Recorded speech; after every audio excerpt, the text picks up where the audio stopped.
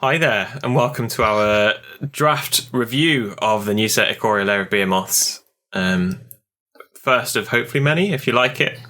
I'm Matteo, this is Neil. We do a podcast together. If you've not joined us before for the podcast, please do so. It's called Blue Envelope Podcast. There'll be kind of links to it somewhere. I'll put the URL down there or something, and I'll put links in the video description as well. If you do listen to the podcast, thank you. We like our loyal listeners the best, but we like all listeners. We just prefer the ones who've been here before. We're in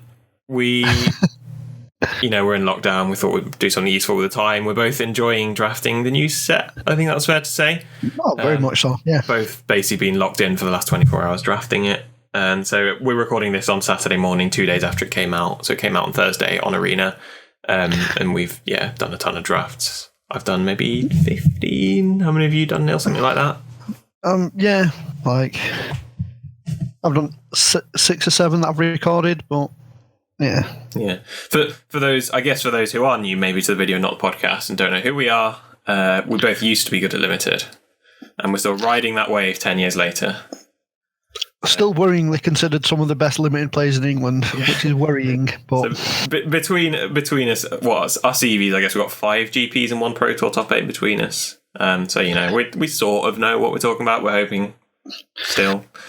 We're both top 100 ranked on Mythic on Arena at the moment. I have been number 1 at some point in the past few months. I've been number 8. That's my peak.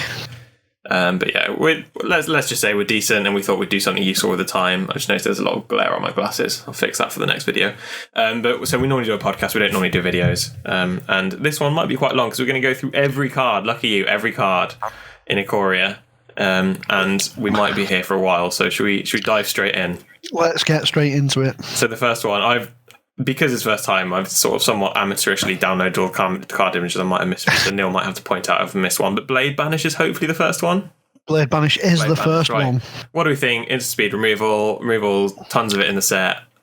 Also tons of big creatures. Do those things balance out? Removal, you may see me occasionally refer to my book, because this is my book that I've written all the information about the setting. It's interesting,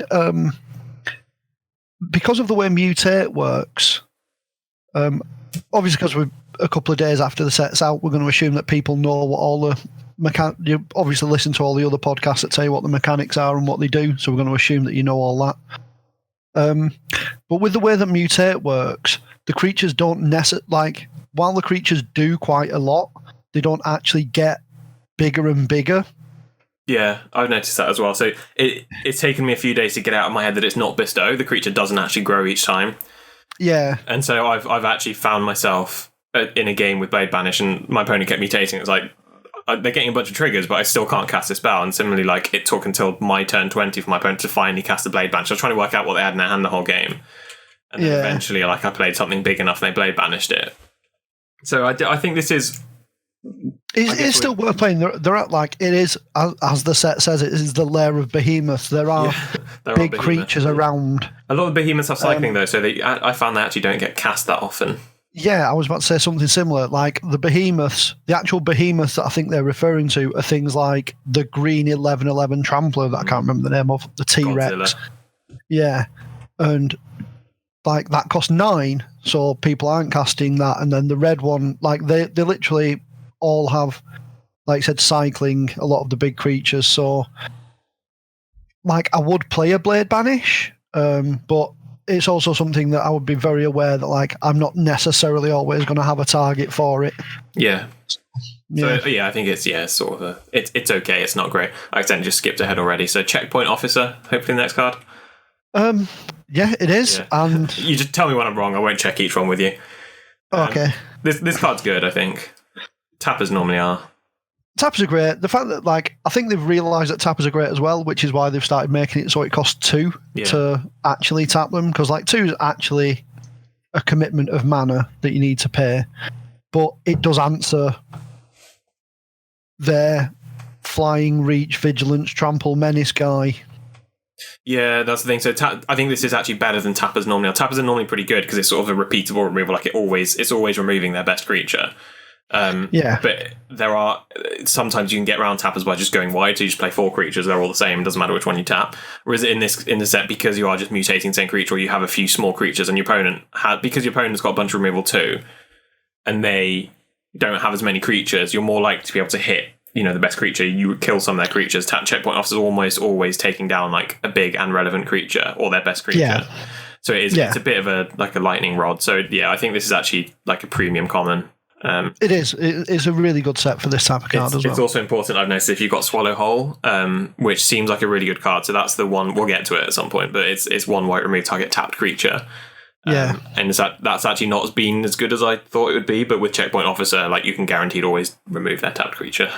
So, yeah. Good card. Next card, Coordinated Charge. This is one of those cards that like benefits from cycling being in the set. Yeah. Because inspired, like, it's basically Inspired Charge where it costs 4 and a white instead of 2 white, but it has cycling, and that's kind of good because Inspired Charge will win you a lot of games, but there are also a bunch of games where it will just sit in your hand and you're like, I just want this to be any creature. Yeah. So being able to cycle it, like... Yeah, like no card with cycling is ever bad, but this isn't a set. Like we're just saying, people don't have a lot of creatures in their decks anyway, so I don't think this is a set for Coordinated Charge. I think if you've got a cycling deck that wants you to cycle cards, like a white-red cycling deck, then fine. But I think this would probably be the first one to get the cut, especially because it cycles for 2, not 1. Yeah. So yeah, I'm not that keen on Coordinated Charge. I wouldn't be surprised if we get to the end of the set and I've still never cast it. Like, I've cycled it a bunch of times, but I've never cast it. I have had it cast against me. Okay. And to be fair, it did catch me because it already cycled 1 as well. So got him. But yeah. Yeah, it's okay. Like, it's average C, let's say. Oh, Next card, Cub Warden. This card is really good. I'm seeing a gold set. I've not played this card yet, but I'm seeing a gold set symbol, so I'm going to assume it's good, especially when it's got... I think all the rare mutators are just good, aren't they? Most of the ones I've seen, yeah, they have been. Yeah, so I mean, 4 mana 3/5 as a base with lifelink, I'd play that, or I'd already first pick that card.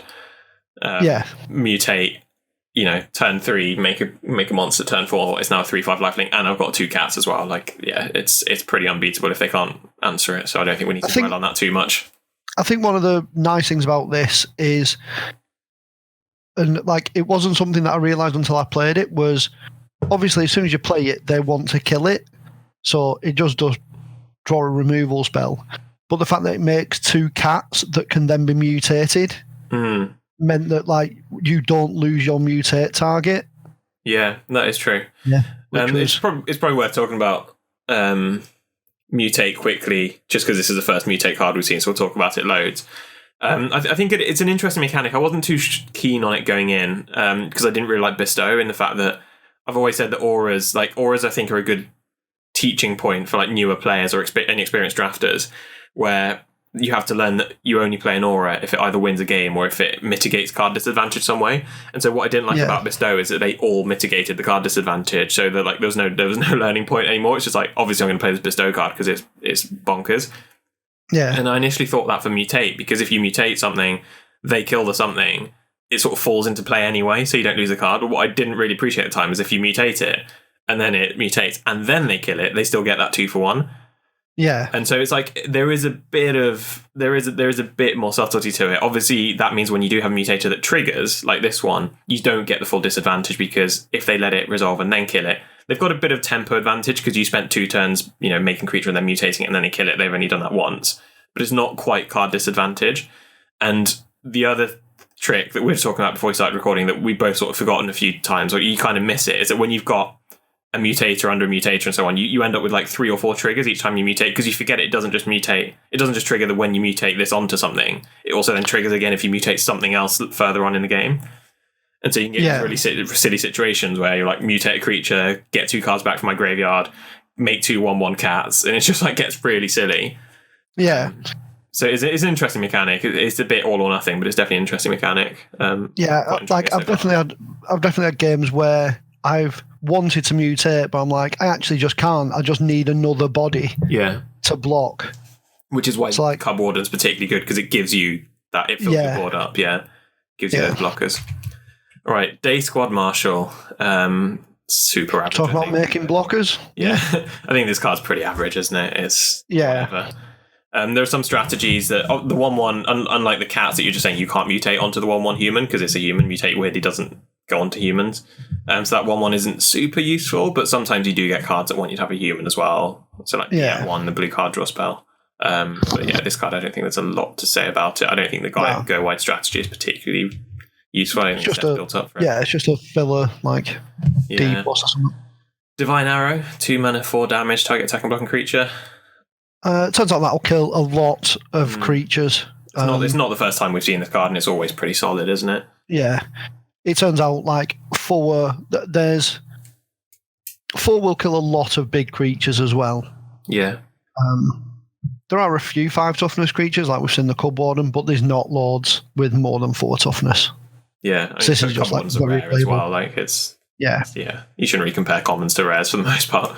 But the Divine Arrow, I would play. I could see myself cutting it, but for the most part, you assume you're playing it. You're picking up sort of 4th through 10th in the draft. It's sort of like the middle filler, isn't it? Yeah. Dranith Healer. It cycles for 1. It's I was going to say it cycles for 1, and the rest of the card I think is mostly irrelevant. A 2 mana 2/2 with a fairly relevant ability is not something that's going to make much impact in this draft format. This is great in the cycling deck, but that's because it cycles for 1, not because it has a cycling triggered ability.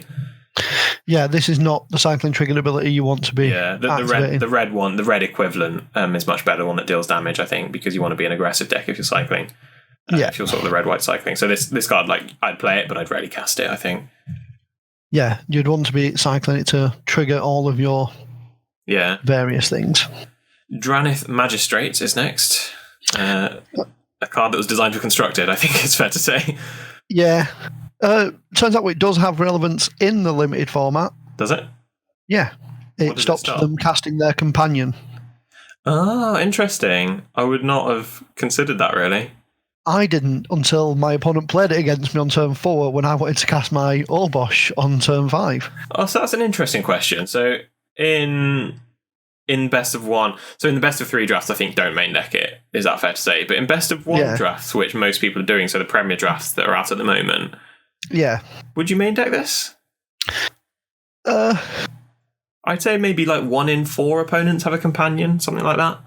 I don't know. That's very high. Maybe people are just because the set's new. Maybe people are just testing it out. A bunch of the companions are quite difficult to construct around, and a lot of them do seem to be you need to pick one, pack one them. Yeah. But equally, there are some that basically have no restrictions. You can just play them for free for the most part on some of them. Yeah. I don't think, I wouldn't be sad to have it in my main. Yeah, I would. It's just a 1/3. It's a Maritime Guard. Yeah. If I have a deck that needs a Maritime Guard anyway, I'll obviously play this one, but yeah. All right. Fight as 1. This, I have been lucky enough to not actually play against this yet, but I think this will definitely win a lot of combat very cheaply. Yeah, I've played this. I had a really slick red-white cycling deck with 2 of these, and they were it was one of my best cards.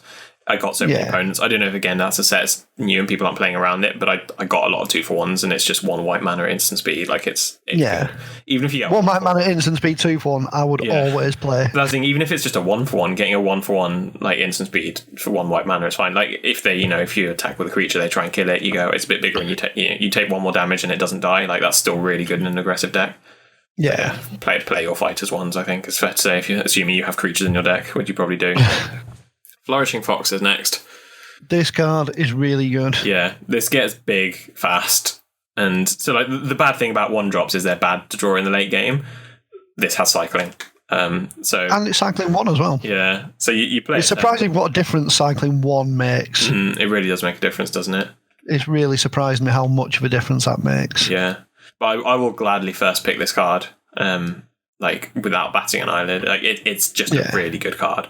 I think it's one of the better uncommons. It doesn't look like it because it's a 1-for-1, but it's definitely one of the better uncommons in the set. I think just because it's if it cycles, so there's no downside. There's almost no downside to it at all. The floor is very high. It can't be worse than a card that cycles for 1, and then the ceiling is also extremely high because like you can have I had a game where I went turn 1 Flourishing Fox, turn 2 I forget the name, but the 3/1 that makes a 1/1 when you cycle. Valiant Recruiter. Yeah, then turn 3 Flourishing Fox, cycle a card for 1, cycle a card for 1, hit you for 6, make a 1/1. I've now got 10 power in play on turn 3, and that game did not last much longer than that. Nice. Next up, Garrison Cat. It's just a don't play this. Basically. Doomed Traveller. Yeah. In a set that doesn't really need Doomed Travelers. Like, you can mutate onto it, but I don't think that's a reason to play it. No, but like that is something to always bear in mind, that like being non-human is actually just like has relevance. Yeah. But yeah, it's still not. But I think the base creature already needs to be playable. Just the fact that it's a non-human. Right, next up, Helica Glider. 3 mana, 2/2, either flying or first strike. It's usually just a 2/2 flyer, isn't it, for 3, which is fine. Having the option is good, and again, the option's obviously great. This is a mutatable, and unlike the last card, this you actually want to mutate onto this because it's got flying. That's a really relevant ability to have on a mutator. Yeah. So that is really good, and even if you don't mutate, it's a 3 mana 2/2 flying, which is like pretty much like classic decent card in draft, and it's like not amazing, not terrible. It's just like Windrake is good. You play Windrake, it's fine. Yeah. Huntmaster Liger. I've not played with or against this, but like this is one of there's like 2 mutating go wide cards. There's a gold one and this one. Well, this one doesn't exactly go wide because it only gives one other. Oh no, is it other creature? Oh, it's other creature. I thought it was target creature. Okay, so when it mutates, other creatures you control. Oh, that's a lot better than I thought. I thought it was target creature gets +X. No, it's all your creatures. Yeah, so I think that's actually really good. Yeah. There's a gold one that does similar. Yeah, the gold one just does +2/+1, but like the gold one I don't think is great because it's a 2/2 for 2. Whereas this is a 4 mana 3/4, which is like a better creature to start with.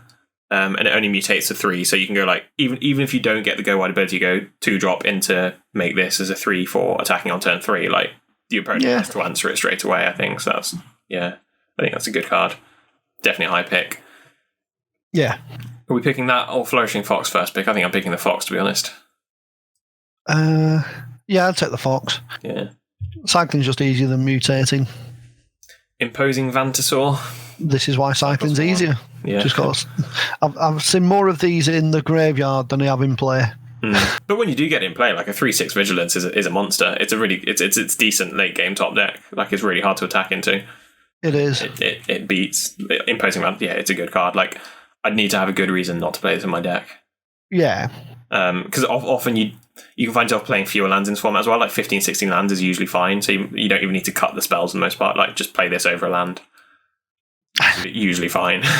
Assuming you have other cyclers, I wouldn't just say cut a land for 1 cycler. But if you have like 5 cyclers in your deck, you can 17 lands. Just cut a land. If you've got 5 1-mana cyclers, you can definitely look at trimming the land. Yeah, 15 lands is probably fine at that point. Yeah, you've got an aggressive deck. Keen Sight Mentor.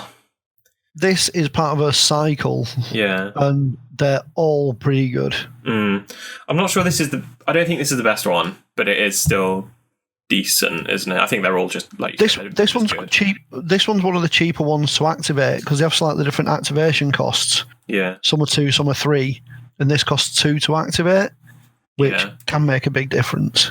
The vigilance, vigilance is like worse than flying though. I'd rather give something flying than vigilance, but I think 3 mana 1/4 body with relevant abilities is good.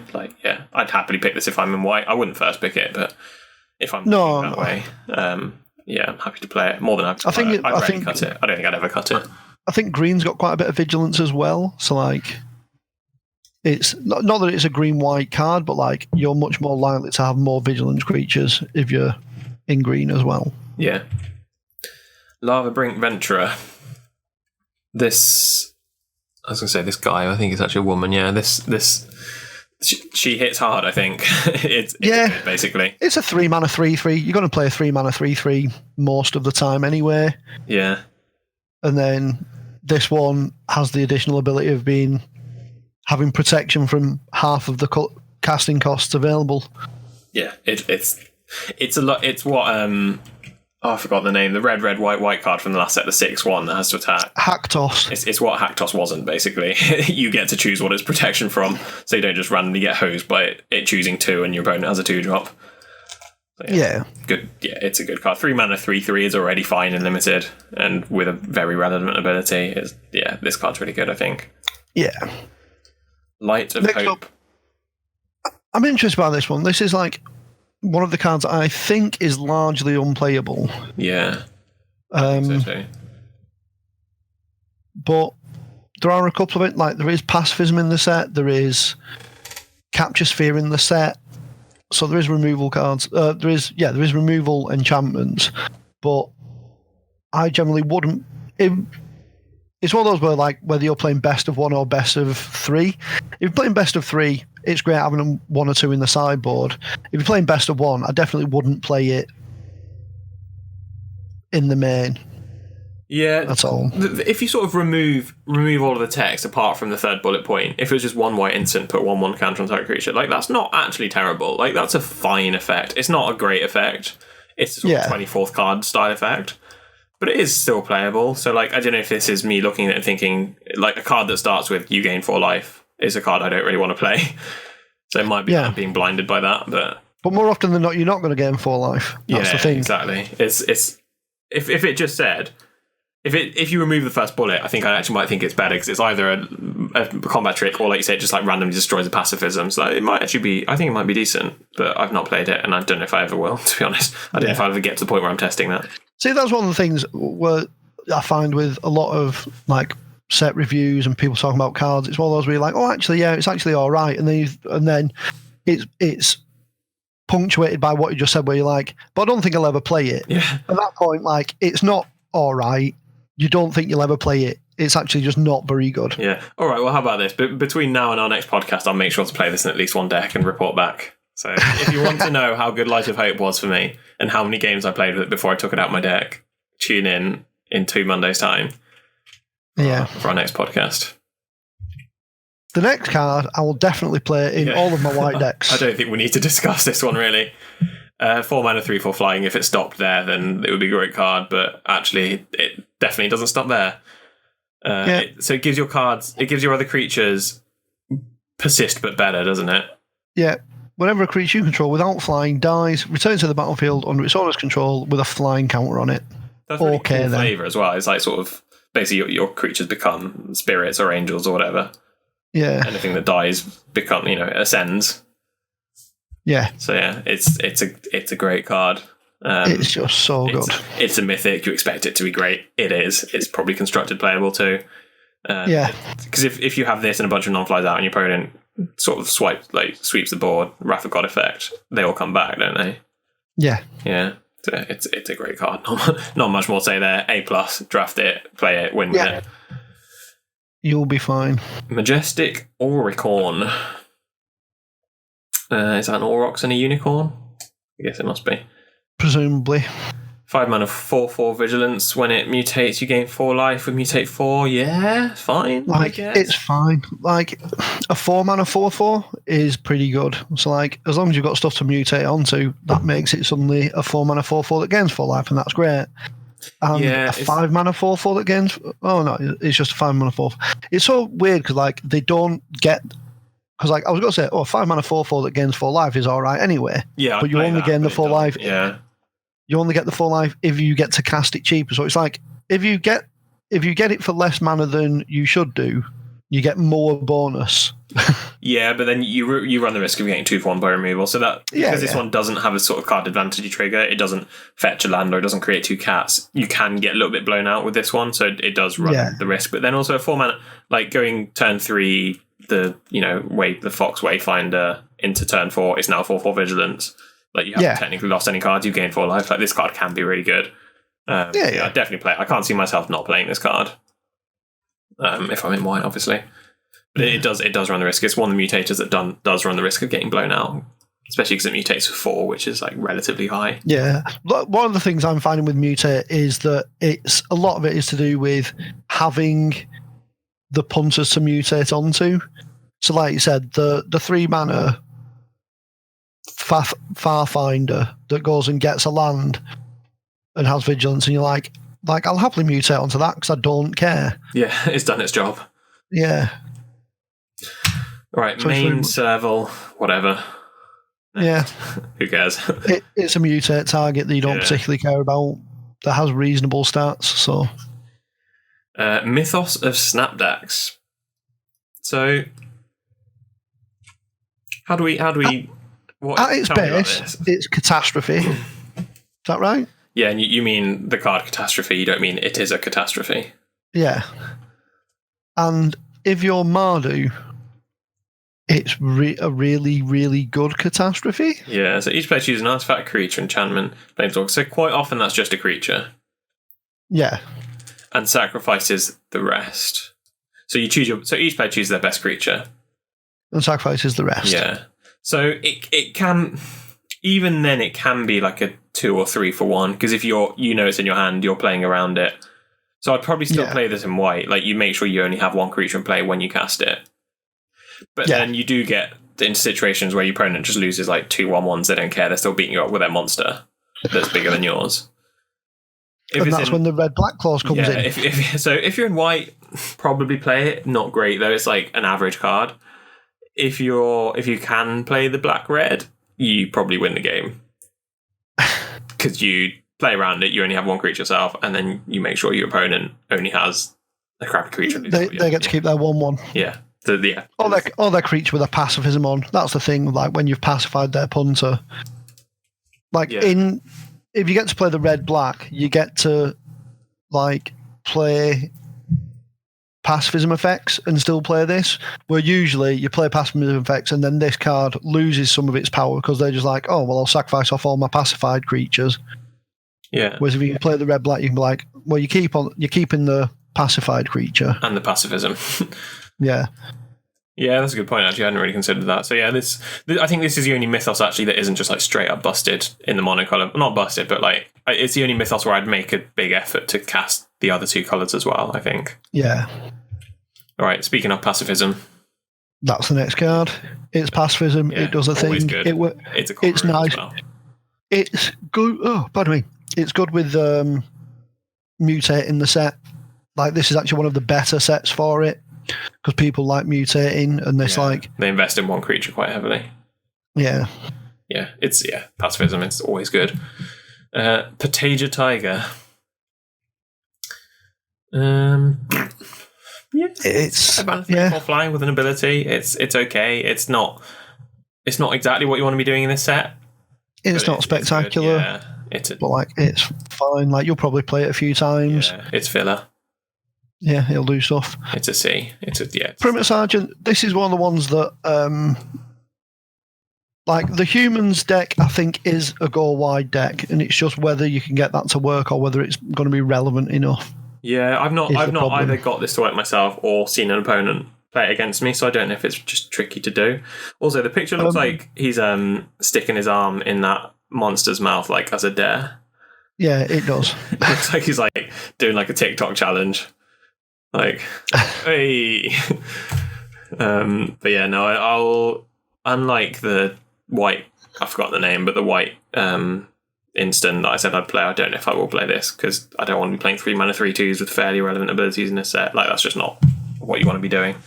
Well, I think, yeah, you're probably right. Like, there is a discussion to be had about the speed of the format and what you choose to do, but I think that's not for us reviewing the cards. That's a different conversation. Yeah, because obviously you get into speaking of humans, get into all sorts of conversations about cards and things like that. Yeah. All right. Speaking of humans, Sanctuary Lockdown. This is a card, however, that I do want to try because I keep seeing it quite late in the draft. Like, I'll be drafting white and it's quite late in the draft, and I'll have like 5 humans, and it's not worth it. But I want to get this early in the draft so I can draft around it because this card is potentially pretty backbreaking.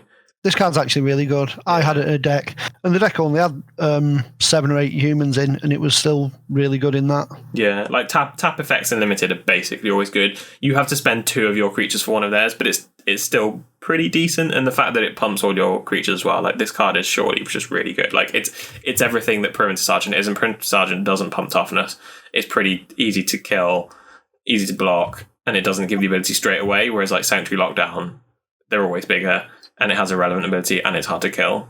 I was going to say the Sanctuary Lockdown makes the 4 mana 3/3 that makes a 1/1 so much better. Yeah, because that's obviously a 4/4 and a 2/2, and then you can pick. Yeah.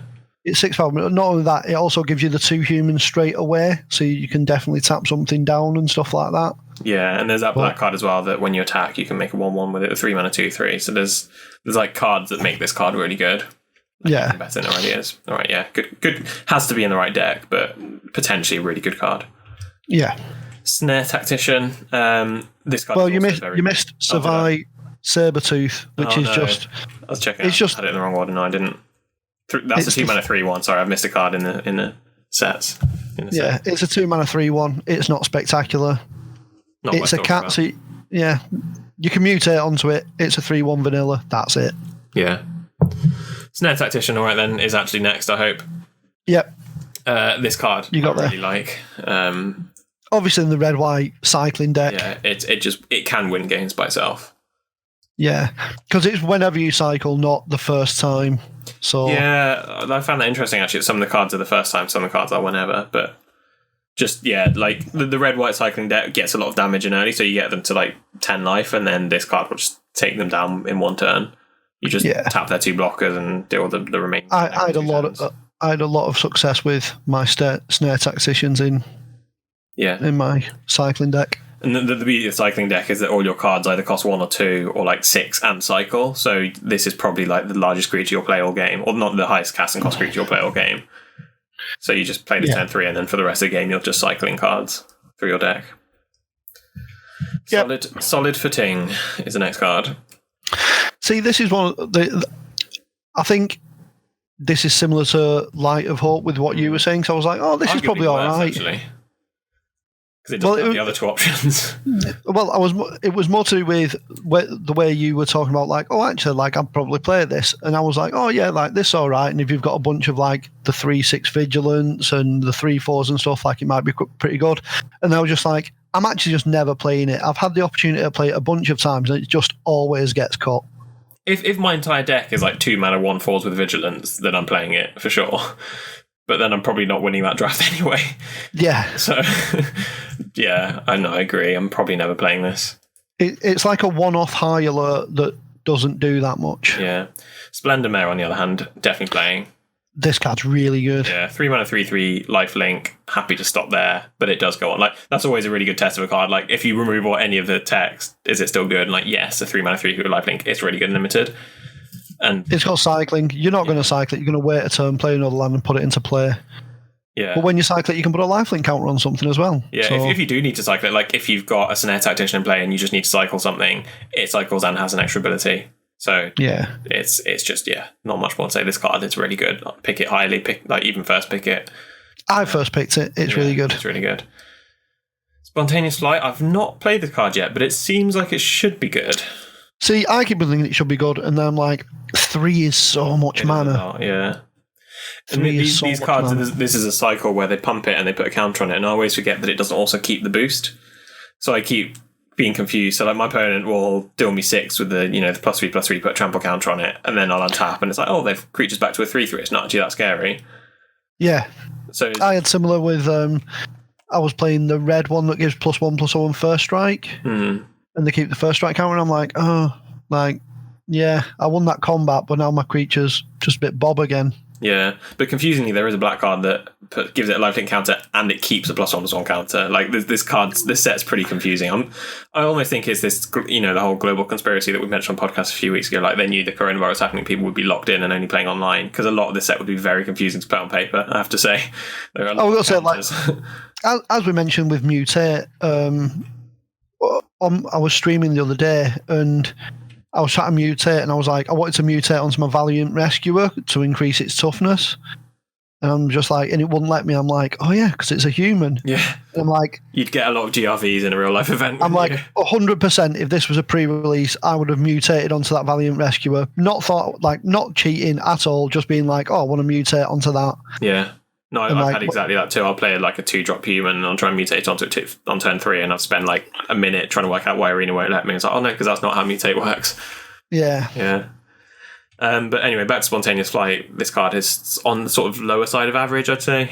Yeah, it's one of those that, like you said, you feel like you should be all right, and when you get to cast it, it'll be great. But 3 mana is so much, and it's not really the amount you want. Like, it's not really what you want to be doing. Agree. Stormworld Caprador. I feel like this is a card that I should know how to build around it, but it seems like the ability is basically irrelevant. Yeah. Like, because your opponent's just never going to target it with a burn spell, are they? So why does it even have that ability? Like, you can burn it. But why would you?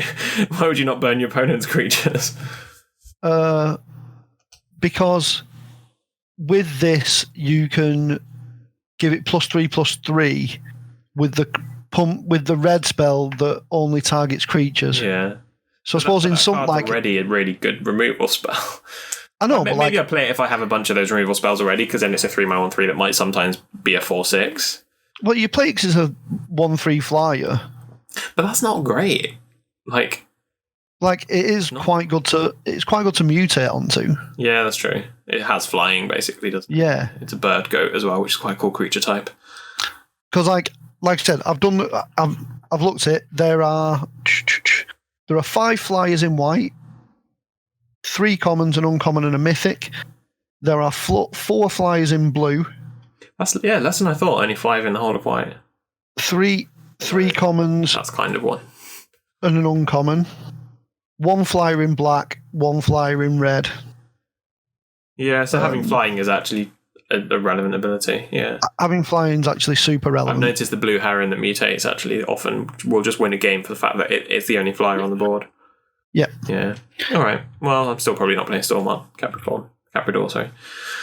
Swallow Hole. We mentioned this card briefly earlier. It's not been as good as I thought it was, just because a card that says exile target creature is surely good, but tapped creature is actually relevant. You have to be a defensive deck to actually, like, if you're on the aggro, it doesn't really do anything.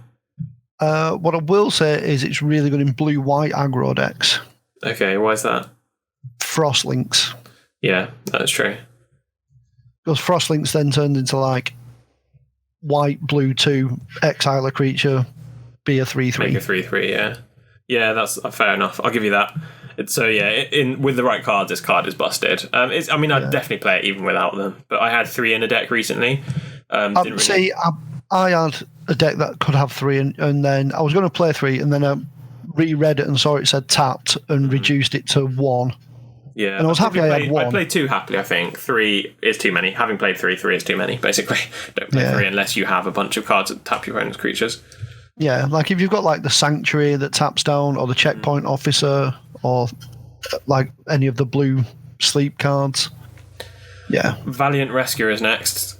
Cool. We've talked a bunch about this guy. This guy's really good. It cycles, so it's already going to be good, but 2/3/1 with relevant ability is good. Yeah, not much more to say. Play it, basically. Yep. Volpkeet. It's interesting. I've found myself casting it as a 4-mana 2/3 flyer quite a lot rather than mutating because I'm scared of removal. See, I feel like that's the problem with it. It looks like it's going to be all right because when you mutate it, you give flying and it gets a +1/+1 counter. But it turns out that's actually not enough to warrant getting 2 for 1. Yeah. Like, you wouldn't play a flying +1/+1 enchantment. Yeah, necessarily. Exactly. Yeah. And that's often what it is. You wouldn't play a card that's like 2 and a white enchanted creature gets +1/+1 flying, or maybe you would. I don't know, but it's not great, and that's often what it is. So it is good. I definitely still play it, but it's not as good as it looks. I think I agree. Yeah. Will of the All Hunter. The last white card. Yeah, cycles. So it's fine. This is actually one of the better combat tricks. Like +2/+2 is enough to win combat most of the time. Yeah. And if it's blocking, they become counters instead of just until end of turn. Have you had the blocking effect? I've not actually had it, but it's a good card. I thought I could have had the blocking effect, and it turns out I didn't need it, so I kept it. I could have just like randomly +2/+2 and countered my guy, but it turns out my opponent appeared to have misread the numbers on their cards, and his guy just died. Okay, never mind that. Yeah. Right, first card in blue I think we can skip.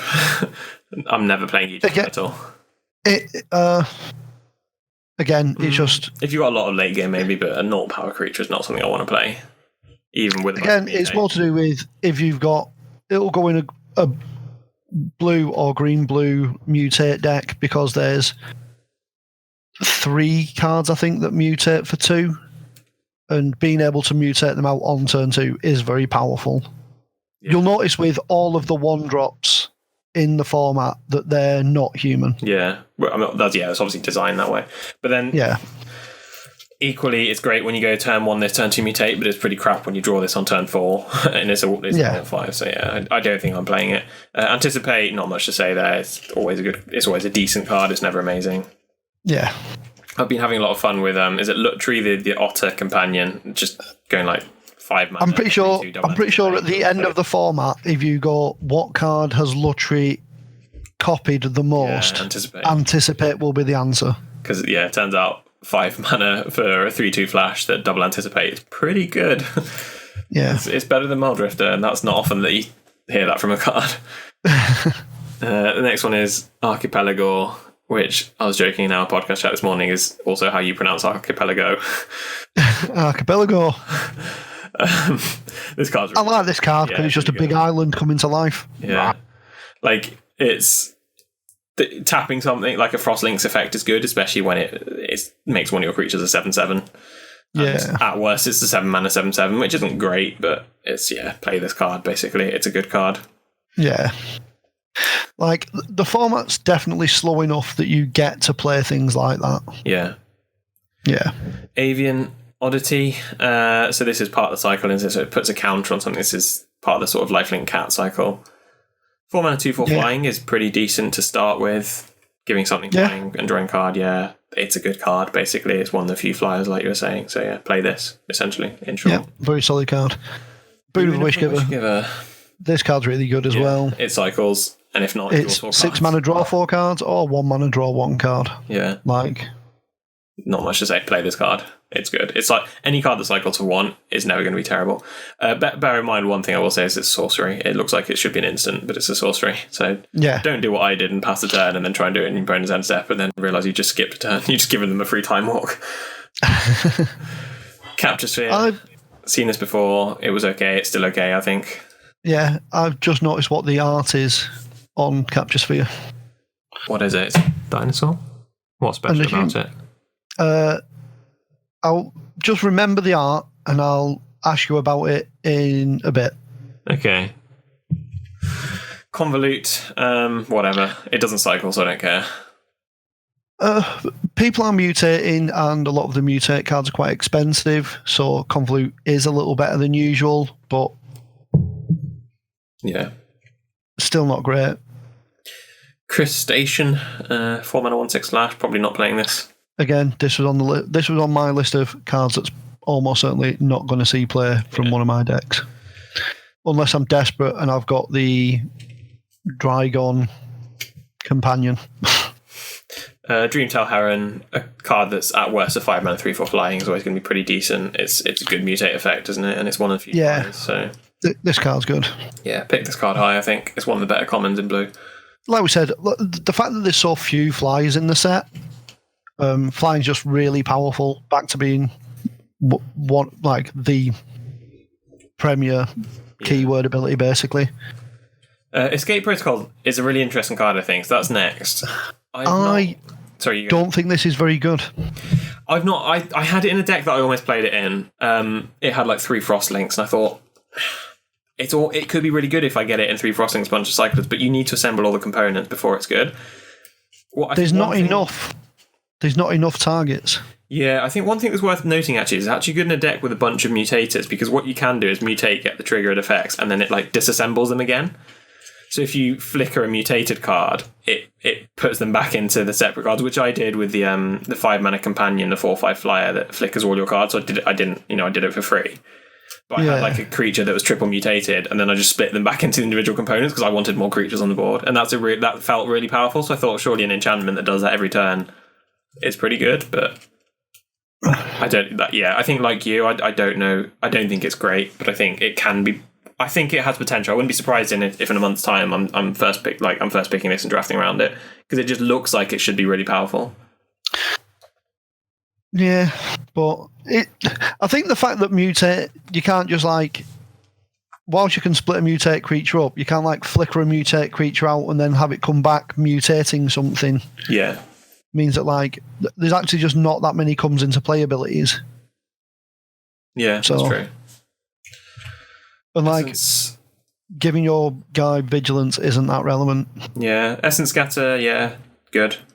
Again, because mutate's one of the marquee ability for the set, Essence Scatter goes up in value. Yeah. Facet Reader, it's almost a Murphy Looter. I'll always play that. Looting's great, yeah. Frostlinks was good when it first came out. It's still very good, I think. Yeah, still solid. It's also relevant. It has a come into play effect, so you get an effect, and then if you mutate, you still kind of got something out of it, even if you lose the 2/2, the card advantage. Yeah. Good. Frost Veil Ambush. I've never cast this card, but I've played it for its cycling ability. I think that's probably as far as the card goes. I have cast this card. It's fine. Yeah, it's like, Frost Breath was 2 mana less, so this is obviously a lot worse than that. Yeah. But to be fair, the only reason I cast it is because I cycled it earlier in the game and then played a red card that got me a cycling card back. Which doesn't let you cycle the card. I know the card you're talking about. Confusingly, it doesn't let you cycle that card again, which I think feels anti-flavorful. Yeah. It sort of highlights the cycling card and then doesn't let you cycle it. Anyway, Glimmerbell. This card's fine. It's a flyer and it can be mutated onto. It's also particularly good with a blue-green mutator that lets you tap to draw a card. Or the old Parcel Beast, yeah. Parcel Beast is very good with Parcel Beast. But otherwise, yeah, I'd probably always playing Glimmerbell unless I've already got a bunch of 2-drops, because it's probably one of your better 2-drops. Yeah. Well, it's definitely one of the better 2-drops in your blue deck. Blue has pretty weak 2-drops, to be fair. Yeah, Glimmerbell is just good. It's also like randomly immune to things like Frostlinks and the Frostveil. Capture Sphere, I was thinking. But yeah, like Blue's entire 2-drops are the Facet Reader, the Glimmerbell, and then there's an uncommon 1/3. This is the best blue 2-drop. Gust of Wind, I like this card, especially if I've got flyers. It's not great, but it's always going to be pretty solid. Like at worst, it cycles and has an effect. So yeah. If you get it for 2, it's pretty good as well. Yeah, it's really good if you get it for 2. Again, another card to bear in mind, it's a sorcery, not an instant. Yeah, I think it would be way too good as an instant, I think. I have passed it, but I have passed a turn thinking it was an instant. Never mind. Yeah. Hampering Snare, pretty disappointing, I think. It cycles for 2 rather than 1, which is quite relevant. Its ability, I suppose, can be good, but this is like we said so many times already. This set isn't a set where you have a bunch of creatures on the board, so you'll rarely get 2-for-1s off it. Maybe a 1-for-1. Yeah, like you said, it's one of those where like playing best of 3, you may well bring this in if you're against somebody who's trying to go wide with humans, but otherwise you're probably just getting like a 1-for-1 with it. Yeah. Keep Safe. I've not cast this, but I keep getting blown out by it, so I'm thinking I should main deck it more. I've not been blown out by it, but yeah. 2-for-1. It's not a blowout, but it's still a 2-for-1. Yeah, I know what you mean. Yeah. Yeah, there's a lot of removal in the set, so this is better than it would normally be, I think. There is a lot of removal in this set. Like, you'll always have a target for it. So yeah, I think probably main deck Keep Safe. I think it's like at least 1. Yeah. Mystic Subdual is not. This is much better than much better than I thought it was. That's funny. We said the exact opposite things. I've been quite disappointed by it. It just doesn't do a lot. The fact that they lose all their abilities is super relevant, or like has been the few times I've seen it played. So obviously people are mutating a lot, and you're just like, you've got none of those mutate abilities. You've just got no abilities. It's the weirdly the -2 -0 was the least relevant bit of it. Okay. It was the lose abilities bit that was very relevant.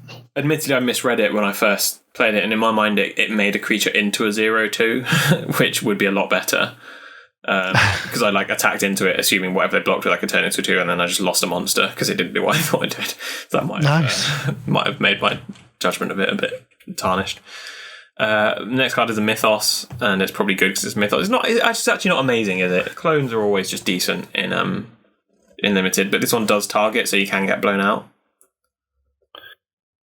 All right, so it's a clone, but you can it fight something. Yeah, so I think it's like with the red-green, amazing. Like, it sort of needs setup a little bit, I suppose. Like, I don't know. Well, actually, it's target permanent as well, so you can target there. It's like, at worst, you can just like remove their big, powerful monster by having your token come in and just like fight it. Yeah, exactly. So like blue, red, green, it's like either it just kills their best monster. If they say they have a 6/6, you just make your own and fight it. If they have a 6/6 and a 5/5, you make a 6/6 and fight their 5/5, and that's obviously amazing. Yeah. A clone, like if you don't have blue, red, green, you just make your own 6/6 and then whatever. It's also permanent as well, so you can just like. How does that work with? How does that work with like if they have a creature with a bunch of mutations? I assume it only copies the top one, right? We'd have to check that with the judge. But assuming you only get a copy of the top creature card, you don't get like all the mutated abilities. Well, you'd copy the top creature card, but it'd have all the mutated abilities. Are you sure about? I'm not sure that's true. We'd have to check that. I think so. The way cards normally work would suggest that's not true. So, like, if you like cloned an animated totem or something, you get an unanimated totem. You just get like what the base card is without any additional effects. I think. I don't know. Yeah, we'd have to check, but I'm pretty sure you get all of the abilities. Okay, well, but anyway, either way, a clone is fine and limited, and if you can get the red green as well, it becomes really good. Yeah. Neutralize. This is fine. Yeah, it cycles and it counters. Yeah. It's a lot better than Convolute. Fair to say. Yeah, very much so. Of one mind, really good. A card that's divination at worst is always going to be good, but when you cast it for one, it feels like cheating. I've not cast it for one yet. I'm desperate to cast it for one. I've cast it for one a lot of times. Anyone who played in the Affinity era of Magic will know that one blue, draw 2 cards at sorcery speed is a very powerful effect. Yeah. Especially when I'm desperate. I played 2 in the same turn as well. So when you're double thought casting or optimizing, it's this card's really good. I really want to do that at some point. I have not done it yet. It's a really pretty picture as well. Yeah. Quite relaxing. Ominous Seas. I want to really like this card, but I don't know if that's just my personal bias. I really like grindy cards like this. The format can be quite slow, and you can definitely try to make it quite slow. My problem with this is, on turn 2, it's going to be really good. Yeah. Because like all you have to do is stall the game out, and you'll get an 8/8. You might even get 2. The 8/8 doesn't have any abilities. Yeah. It's not hexproof or anything like that. It's just an 8/8, but it is an 8/8. But obviously, later on in the game, something that does nothing for essentially 9 turns. But it does cycle. Yeah. But that's the thing. That's what I was going to finish with. I was like, but luckily, they put cycling on the bottom of it. So I think we're probably always playing this in our blue decks, aren't we? Like, it's just, it cycles, so why not? Yeah, and obviously, if you can be like Ominous Seas, untap, of one mind, put a couple of counters on it. Yeah. Stuff like that. There are a bunch of like actual card draw spells in this format as well, especially if you're red-blue. Yeah. Phase Dolphins next. I feel like I've seen that art before. I feel like they've reused that art from somewhere. Maybe it was on a promotional poster. Almost certainly not, but okay. I've never seen it before. This is fine. It's nothing spectacular. Yeah. No, I agree. There's not much to say about it. It's okay. Sometimes it will just randomly deal the last 5 damage you need, but most of the time it's an okay card. It can mutate. Whatever. Yeah. Polywog Symbiote. Is that racist? Are we allowed to say that? Yes, because it's poly. Okay. This was interesting because I had this the other night and I didn't think... Oh, actually, yeah, maybe it is. Because it says each creature spell you cast costs 1 less to cast if it has mutate. I thought it would only reduce the cost of the top right corner, not the mutate cost. As well. It does both. But yeah, it does. Yeah. Because it does say if you cast this spell for its mutate cost, so yeah. Yeah. Yeah, this card's fine. You can mutate onto it as well, which is obviously useful. And looting's great. Yeah, you do. Yeah. Yeah, good card. Well, no, it's good. It's decent. I wouldn't call it good, but it's decent. Yeah. Pouncing Shore Shark, also actually a bit less good than I thought it would be. Because 3 toughness isn't a lot, but I was going to say, the fact that it's 3 toughness is a bit of a beating, but it's off land. It's on shore. Yeah. It's going to be weaker. Well, it is very powerful still. Yeah, it's good. You definitely play it in a blue deck. Yeah. Yeah. Reconnaissance mission. What do you think of this card? I'm interested what you think of this card. I think it's very win more. I've played it and won the game with it, and then I haven't played it and cycled it and still won the game, but because I cycled it. So like it's, if you got flyers, I think it can be really good, but it's often just win more. Like you don't need it for the most part. Yeah. Like I said, if you've gone like, the thing is there's so few flyers, that's the thing. Yeah, look, if you've got the 1/3 jellyfish that flies like turns 2 and 3, and then you play this, it's just going to win the game because you're suddenly drawing a bunch of cards. Yeah, but I think even though it cycles, it's the kind of card that I would cut from my deck. Yeah, it's like it's amazing if you go 2-drop, 3-drop, turn 4 this, and they've still got no creatures, but then you're probably winning that game anyway. Yeah, if you just made like, if you've gone 2-drop, 3-drop, and then you make any 4-drop and they've still done nothing, like you're in great shape. Sea Dasher Octopus. This is very Ninja of the Deep Hours, isn't it? Yeah. This is one of the better ones for, like we're saying, like if you've got a 1-drop. Yeah. Being able to mutate this out on 2 is really powerful. But it's also just fine as a rare thieving otter. Yeah, no, I think it's really good. I think I would happily first pick this card and I would likely win games with it, because if you catch your opponent out, great. Sharknado, absolutely taking this. Sorry, I've moved on to the next card already. It's fine. Yeah, this card is good. I've had it. I cycled it every game. I never cast it, but even when you cast it, it's still pretty good. Like I had it and never saw it in any of my matches. Okay, well I can confirm, which is really sad. yeah, it's a really good card. Starting development. I've liked this card more than I thought I would, actually. It's actually a pretty good combat trick, and it cycles for 1, so like there's basically no downside to it. Yep. It's also really good with in blue, you have a couple of cards that grow, they get +1/+1 counters for each instant or sorcery you cast. Like there's cards that get bigger for sorceries you cast, and there's like a bunch of cards that care about instants and sorceries in your graveyard. Yeah. So, but like I've won a game with my opponent on what I assume they thought was Healthy Life, where I just like attack with the Sprite Dragon, just make it massive with starting development, like take 9. GG, thanks for playing. Thieving Otter, I like this guy's very cute. Yeah, he's so very cute. It's taking a little, what is that? Stealing that purse of money. Give me that money. I have no bad things to say about this card. I fear it whenever my opponent plays it, and I enjoy the games where you're always just constantly trying to like play around it, whether you have your opponent has it, and just makes games quite interesting because you never want it to make contact. Yep. Voracious Great Shark is next, and I don't think we need to discuss this. It's just a very good card. This card's just so good. Yeah. 5 mana, 5/4 flash is already pretty decent. The fact that it eats a monster is, it's a bomb. Really good. Yeah. Wingfold Terran, what do you think of this? It is the biggest, if you put the flying counter on, it's the biggest toughness flyer in the set. It's one of the few that is really difficult to remove with anything that isn't black. I think what's better to do with it, though, is make it hexproof and then start mutating flyers onto it, and then it's basically unbeatable, I found. Yeah.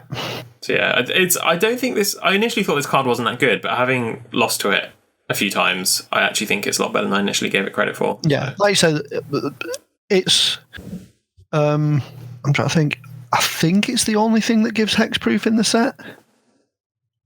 Yeah. I can't remember off the top of my head. We'll get to the end of the set at some point so we can verify. But yeah, like you said, the fact you can just like give it hexproof and then start mutating onto it, and there's very little your opponent can do. Yeah. Right, Wingspan Mentor, this is the flying one of the cycle. I think, like I said, with the white one, probably the best slightly one. Better, yeah. Giving creatures flying. This or the trample one, yeah. Flying's great. It itself isn't great, a 3 mana 1/3 human, but giving something flying and being able to pump it is just a good ability.